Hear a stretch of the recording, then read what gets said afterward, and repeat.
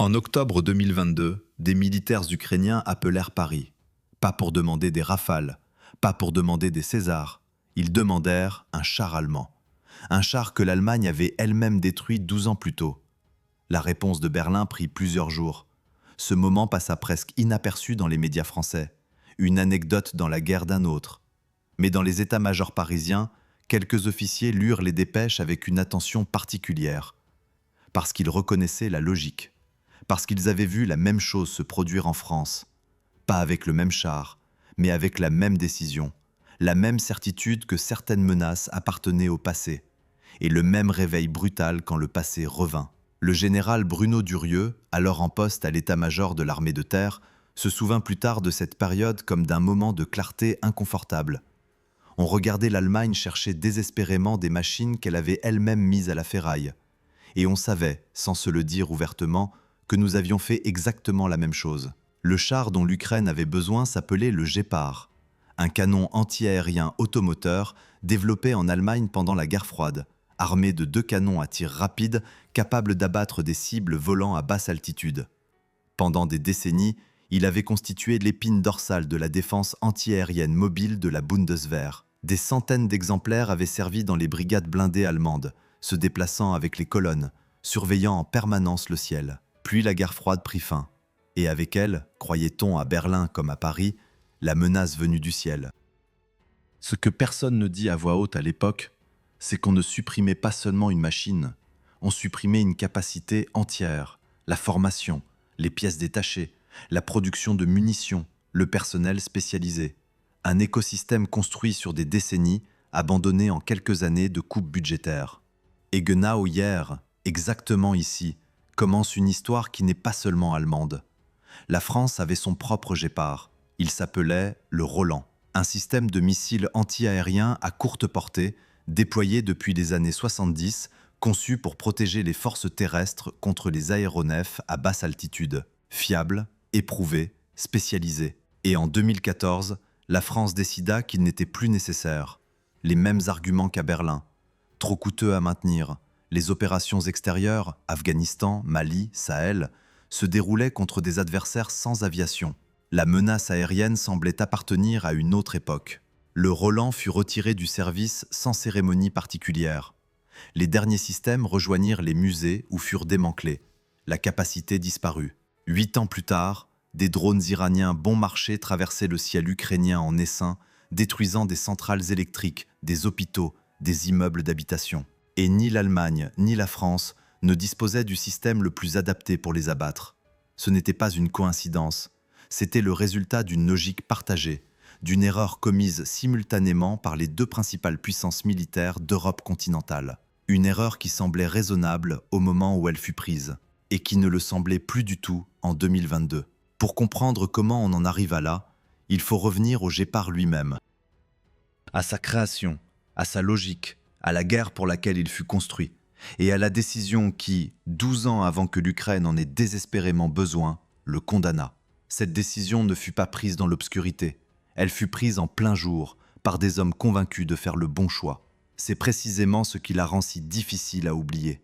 À la fin des années 50, les ingénieurs allemands travaillaient sur un problème que personne ne pouvait ignorer.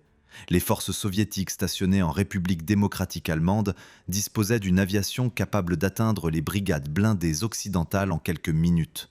Hélicoptères de combat, avions d'appui au sol, bombardiers à basse altitude, la menace était concrète, calculable et croissait d'année en année. Les alliés de l'OTAN avaient leur propre solution.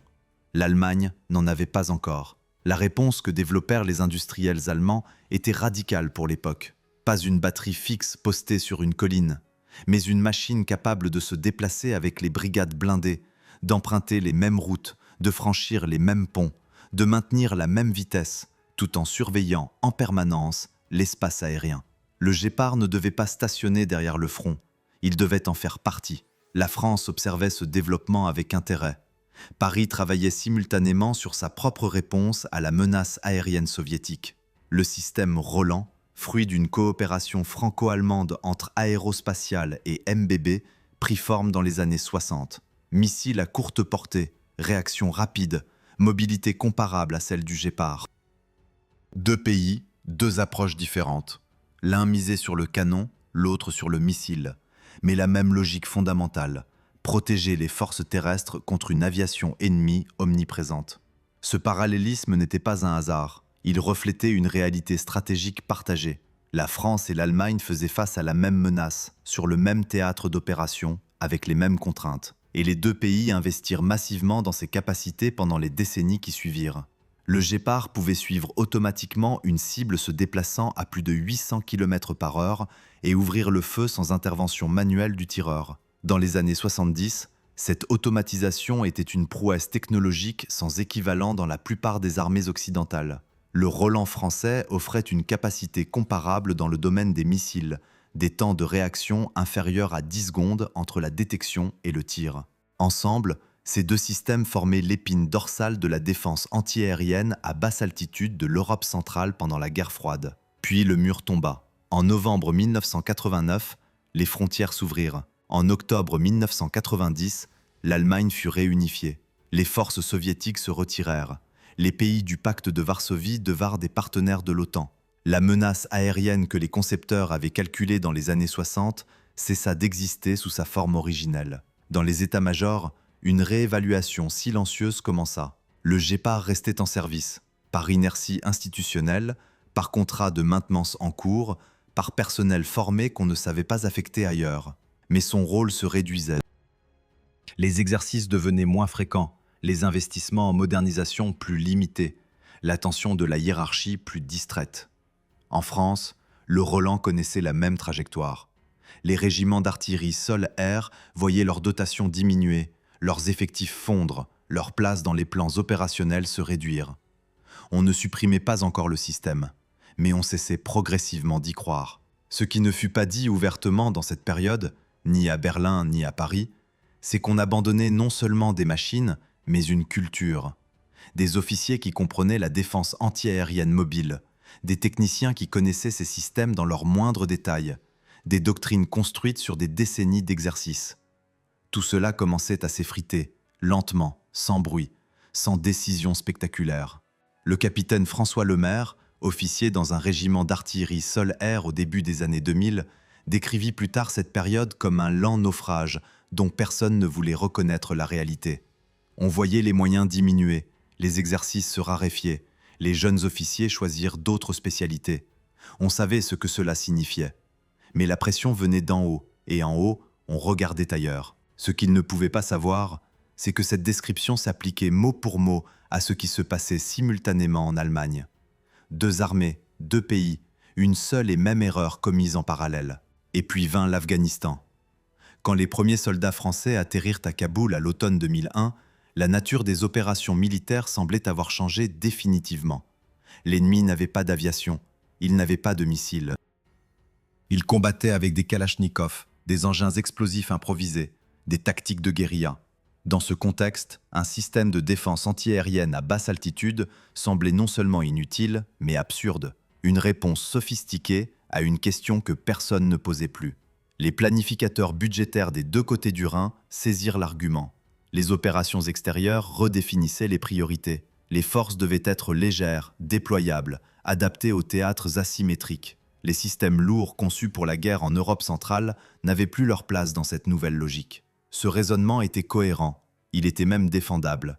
Ce qu'il ne prenait pas en compte, c'est qu'une capacité militaire abandonnée ne se reconstitue pas en quelques mois. Elle disparaît avec les hommes qui la maîtrisaient, avec les chaînes de production qui l'alimentaient, avec les doctrines qui lui donnaient son sens. Et cette disparition, une fois accomplie, est presque irréversible. Doch bevor diese Erkenntnis zur gemeinsamen Lektion wurde, avant que cette réalité devienne une leçon partagée, il fallut que quelque chose se produise. Quelque chose qui rendrait l'erreur impossible à ignorer. Ce moment arriva, mais pas de la façon dont quiconque l'avait anticipé. En 2009, Nicolas Sarkozy nommait Hervé Morin à la tête du ministère de la Défense avec une mission claire: réformer, réduire, rationaliser. La France sortait d'une décennie d'opérations extérieures coûteuses. Les budgets étaient sous pression, et le livre blanc sur la défense de 2008 avait tracé une nouvelle feuille de route. Une armée plus petite, plus professionnelle, plus adaptée aux conflits du XXIe siècle. Dans ce contexte, le Roland n'avait plus de défenseurs sérieux. Les arguments contre sa conservation étaient les mêmes qu'en Allemagne, pour le Gépard. Coût de maintenance élevé, personnel spécialisé difficile à reconvertir, menaces aériennes conventionnelles jugées obsolètes. Et surtout, aucune opération en cours ne nécessitait ce type de capacité. Au Mali, au Tchad, en Côte d'Ivoire, les forces françaises combattaient des adversaires sans aviation.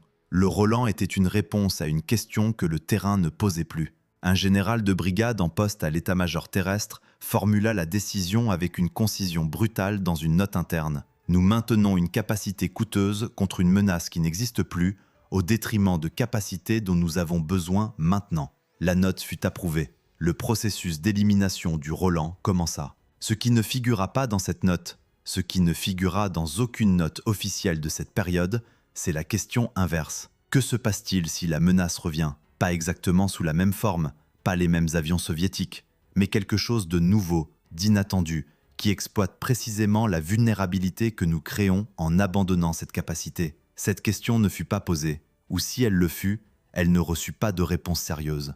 Le coût de retrait du Roland du service actif, démantèlement, stockage partiel, transfert vers les musées, représenta une somme significative. Cette même somme aurait permis de maintenir le système en conditions opérationnelles pendant plusieurs années supplémentaires. La France paya pour détruire une capacité qu'elle aurait pu simplement conserver. En 2014, les derniers Roland quittèrent les régiments d'artillerie sol-air, sans cérémonie notable. Sans communiqué de presse marquant l'événement. Un retrait administratif enregistré dans les documents budgétaires comme une mesure d'efficacité, exactement comme le Gépard en Allemagne 4 ans plus tôt. Les parallèles entre les deux décisions étaient frappants. Même calendrier approximatif, même logique budgétaire, même absence de débat public, même certitude que les menaces aériennes à basse altitude appartenaient désormais au passé. Deux armées, dans deux pays voisins, commettant la même erreur au même moment, chacune ignorant ce que faisait l'autre. Et puis 20 février 2022. Les premières semaines du conflit ukrainien semblaient confirmer les analyses conventionnelles. Des blindés, de l'infanterie, de l'artillerie, une guerre terrestre classique, brutale, consommatrice d'hommes et de matériel. Mais dès l'automne 2022, quelque chose changea. La Russie commença ses frappes massives sur les infrastructures ukrainiennes, centrales électriques, transformateurs, réseaux de chauffage. Et l'arme principale n'était pas le missile balistique, c'était le drone. Des Shahed iraniens, fabriqués à bas coût, volant lentement, en essaim de dizaines d'unités simultanément. Trop lents et trop nombreux pour les systèmes sophistiqués comme le Patriot, trop efficaces pour être ignorés. L'Ukraine cherchait désespérément une solution et la trouva là où personne ne l'attendait, dans un char allemand retiré du service 12 ans plus tôt. À Paris, les officiers qui suivaient le conflit comprirent immédiatement ce que cela signifiait, pas seulement pour l'Allemagne, pour la France aussi. Le sergent-chef Marc Delattre, vétéran des opérations au Mali et instructeur à l'école d'artillerie de Draguignan, résuma la situation devant ses stagiaires avec une franchise qui surprit certains. « Regardez ce que les Ukrainiens font avec le Gépard. Maintenant, demandez-vous ce que nous ferions, nous, si nous avions besoin de la même chose demain matin. La réponse, vous la connaissez déjà. » Ces stagiaires connaissaient effectivement la réponse. La France n'avait plus rien de comparable. Le Roland était parti. Son successeur potentiel, le système Mistral dans sa version terrestre, offrait des capacités différentes, adaptées à certaines menaces, mais pas à toutes. La défense antiaérienne mobile à canon contre les cibles à très basse altitude et les drones en essaim, cette capacité spécifique avait disparu avec le Roland. Et ce vide n'était pas théorique, il était opérationnel, concret, mesurable. Ce qui rendit la situation encore plus inconfortable à Paris, c'est que la France n'était pas seulement observatrice de l'échec allemand, elle était co-auteure d'un échec symétrique. Deux pays, deux systèmes différents, deux décisions prises indépendamment, mais aboutissant au même résultat. Une Europe centrale sans défense antiaérienne mobile efficace contre les menaces du XXIe siècle. La question qui s'imposa alors dans les couloirs des ministères parisiens était simple dans sa formulation et complexe dans ses implications. Comment deux des principales armées d'Europe avaient-elles pu commettre simultanément la même erreur stratégique sans que personne ne tire la sonnette d'alarme? La réponse à cette question menait directement aux décisions qui allaient suivre. Des décisions prises dans l'urgence, avec les moyens disponibles, sous la pression d'un conflit qui n'attendait pas. Et ces décisions allaient révéler quelque chose que ni Berlin ni Paris n'avaient voulu admettre publiquement. Au printemps 2022, pendant que les techniciens de Rheinmetall parcouraient les entrepôts européens à la recherche de Guépards oubliés, une réunion se tenait à Paris, dans les locaux de la Direction générale de l'armement. L'ordre du jour officiel portait sur les livraisons de César à l'Ukraine. Mais en marge de cette réunion, un groupe d'officiers et de fonctionnaires discutait d'une question différente. Si l'Ukraine nous demandait demain ce que l'Allemagne ne peut pas fournir, une défense anti-aérienne mobile à canon contre les drones, que pourrions-nous répondre ? La réponse fut courte et inconfortable.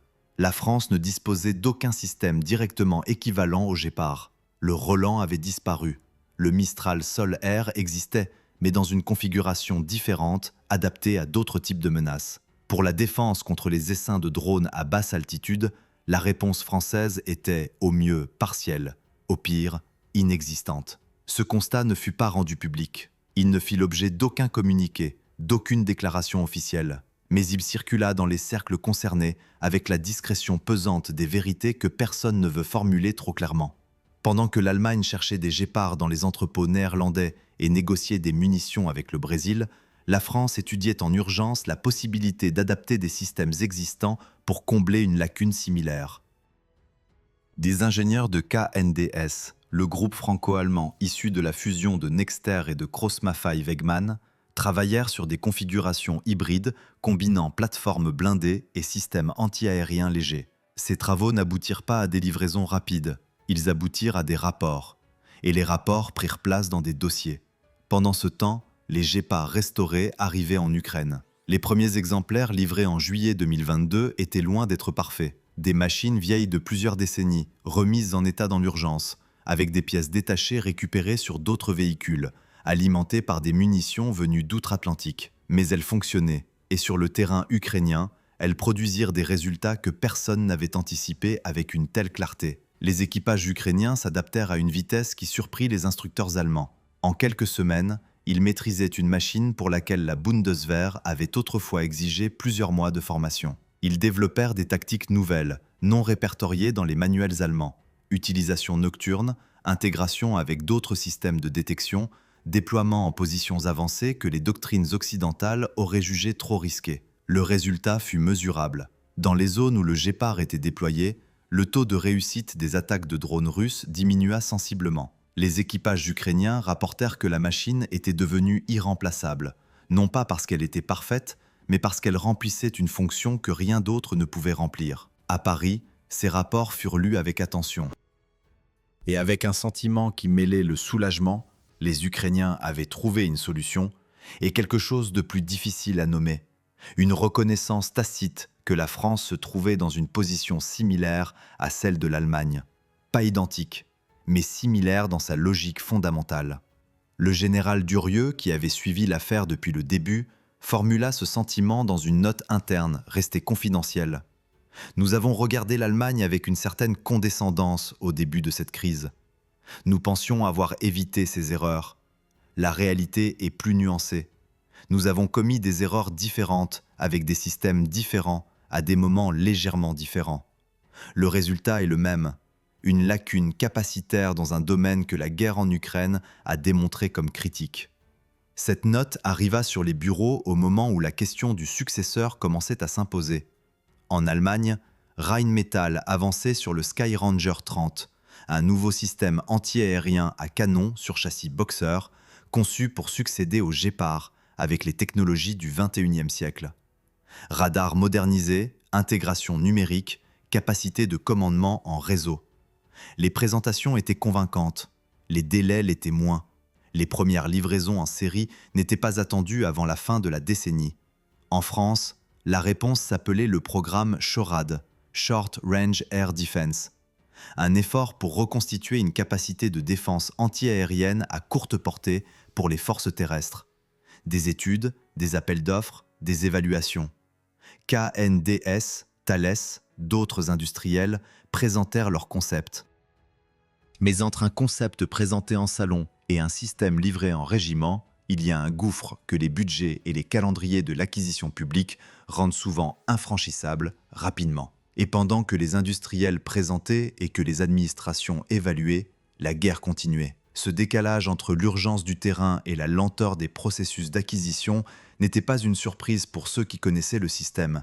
C'était une constante, une réalité structurelle que ni la Zeitenwende allemande, ni les annonces françaises sur l'économie de guerre ne semblaient avoir fondamentalement modifié. Ce que la crise du Gepard avait mis en lumière n'était pas seulement une erreur de décision prise en 2010 ou 2014.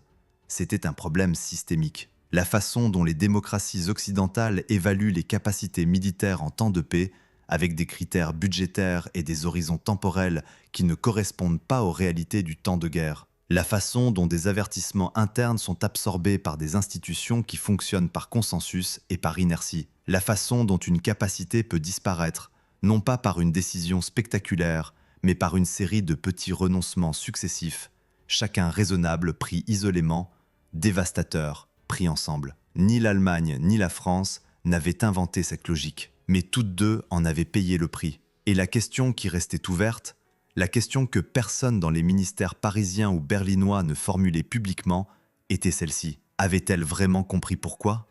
Ou allait-elle recommencer ? La réponse se trouvait non pas dans les discours, mais dans les décisions budgétaires des années à venir. Et ces décisions n'avaient pas encore été prises.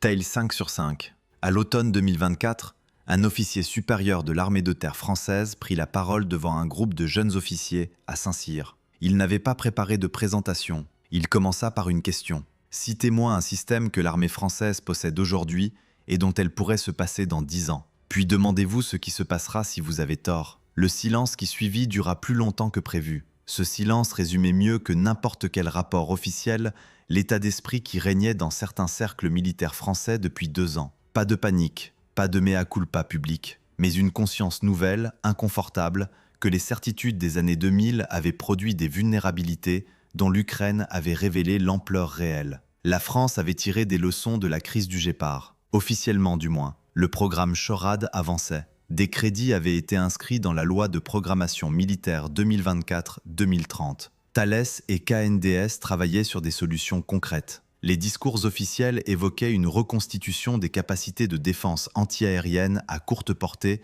pour les forces terrestres. Les mots étaient là, les intentions semblaient sincères. Mais entre les intentions et les régiments équipés, il y avait un gouffre que les années précédentes avaient creusé et que les budgets actuels ne pouvaient pas combler rapidement. Wow fait, la France mit environ 4 ans à retirer complètement le Roland du service actif. Les estimations les plus optimistes pour le déploiement d'un successeur opérationnel en nombre suffisant dépassent 10 ans à partir des premières décisions budgétaires sérieuses. Ce qui fut détruit en 4 ans prendra au moins 2 fois plus de temps à reconstruire, dans le meilleur des cas, avec des budgets stables et des programmes qui respectent leurs délais. 2 conditions que l'histoire récente de l'acquisition militaire française ne garantit pas. En Ukraine, les Gepard continuaient à fonctionner. Les équipages ukrainiens avaient développé avec ces machines une relation que leurs homologues allemands n'avaient jamais eu le temps de construire. Ils les réparaient dans des conditions que les règlements occidentaux auraient jugées inacceptables. Ils improvisaient des solutions avec des pièces de récupération. Ils faisaient durer des machines que la logique industrielle aurait depuis longtemps envoyées à la ferraille. Et ces machines continuaient à abattre des drones, à protéger des villes, à remplir une fonction que rien d'autre ne pouvait remplir aussi efficacement. À Paris, ce spectacle provoquait une réflexion que certains officiers formulaient en privé avec une franchise inhabituellement directe. Nous avons passé des années à expliquer pourquoi ces systèmes n'étaient plus nécessaires. Les Ukrainiens nous montrent chaque jour pourquoi ils l'étaient, et pourquoi ils le sont encore. Cette réflexion débordait largement la question du Roland ou du Gepard. Elle touchait à quelque chose de plus fondamental dans la façon dont la France, comme l'Allemagne, comme la plupart des démocraties occidentales, avait pensé sa défense depuis la fin de la guerre froide. Pendant 30 ans, la logique dominante avait été celle de l'optimisation, réduire les duplications, éliminer les capacités jugées redondantes ou obsolètes, concentrer les ressources sur les systèmes les plus modernes et les plus polyvalents. Cette logique produisait des armées plus efficientes sur le papier. Elle produisait aussi des armées plus fragiles, sans profondeur, sans redondance, sans la capacité d'absorber les surprises stratégiques que l'histoire ne manque jamais de produire. Le Gepard était la démonstration la plus visible de cette fragilité, mais il n'était pas le seul exemple. Wow fait 2. Une étude interne conduite au sein de l'état-major français en 2023 identifia plusieurs autres capacités, dans les domaines de la guerre électronique, de la logistique lourde et du génie de combat, qui présentaient des profils de vulnérabilité similaires à celui du Roland. Des systèmes dont la suppression avait semblé raisonnable à l'époque et dont l'absence créait des lacunes que les conflits contemporains rendaient de plus en plus préoccupantes. Cette étude resta confidentielle. Ses conclusions ne firent l'objet d'aucune communication publique. La question n'était donc pas seulement « la France va-t-elle reconstituer sa défense antiaérienne mobile ?» La question était « la France a-t-elle compris pourquoi elle l'avait perdue ? Et si elle l'a compris, est-elle capable de changer la logique qui avait conduit à cette perte ?» Les signaux étaient contradictoires. D'un côté, des investissements réels, des programmes lancés, une prise de conscience politique que les années précédentes n'avaient pas connue. Le discours sur l'économie de guerre, prononcé par le président de la République, marquait une rupture de ton au moins, sinon encore de moyens. La loi de programmation militaire prévoyait des hausses budgétaires significatives. Les industriels français recevaient des commandes. De l'autre côté, les mêmes contraintes structurelles qu'avant.